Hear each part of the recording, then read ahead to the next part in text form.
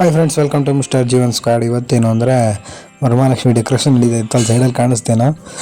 ಈಗ ಬೆಳಗ್ಗೆ ಆಗಿದೆ, 1-2 ಗಂಟೆ ಆಗಿತ್ತೇನೋ ನೋಡಿ. ಕಸ ನೋಡಿದ್ರೆ ಡೆಕೋರೇಷನ್ ಈ ಥರ ಎಲ್ಲ ರೆಡ್ ಪೀಸಲ್ಲಿ ಡೆಕೋರೇಷನ್ ಮಾಡಿದ್ದೀವಿ ನೋಡಿ. ಹೆಜ್ಜೆಯ ಮೇಲೆ ಹೆಜ್ಜೆಯ ನಿಕ್ಕುತ ಗೆಜ್ಜೆ ಕಾಲ್ಗಳ ಧ್ವನಿಯ ಮಾಡುತ್ತ ಸಜ್ಜನ ಸಾಧು ಪೂಜೆಯ ವೇಳೆಗೆ ಮಜ್ಜಿಗೆಯೊಳಗಿನ ಬೆಣ್ಣೆಯಂತೆ ಭಾಗ್ಯದ ಲಕ್ಷ್ಮೀ ಬಾರಮ್ಮ.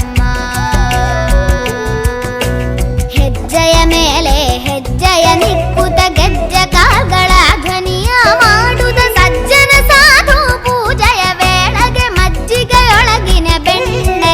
ರೋಡ್ ಪೀಸು ಒರಿಜಿನಲ್ ಹೂವು ಮಾವಿನೆಲ್ಲ ಯೂಸ್ ಮಾಡಿ ಡೆಕೋರೇಷನ್ ಮಾಡಿರೋದು. ಚೆನ್ನಾಗಿತ್ತು ಅಂತ ಕಮೆಂಟ್ ಮಾಡಿ, ಲೈಕ್ ಮಾಡಿ, ಶೇರ್ ಮಾಡಿ, ಸಬ್ಸ್ಕ್ರೈಬ್ ಮಾಡಿ. ಅದೇ ಇದು ಎಷ್ಟು ಕಮ್ಮಿ 2 ಗಂಟೆ ಆಗಿತ್ತು ನಾವು ಇದೆಲ್ಲ ಡೆಕೋರೇಷನ್ ಮಾಡಿದವಾಗ. ಬೆಳಗ್ಗೆ ಆಗಿತ್ತು. ಬೆಳಗ್ಗೆ ನೋಡಿ ಈ ಥರ ಬಂದಿದೆ ಲಾಸ್ಟ್ ಔಟ್ಪುಟ್.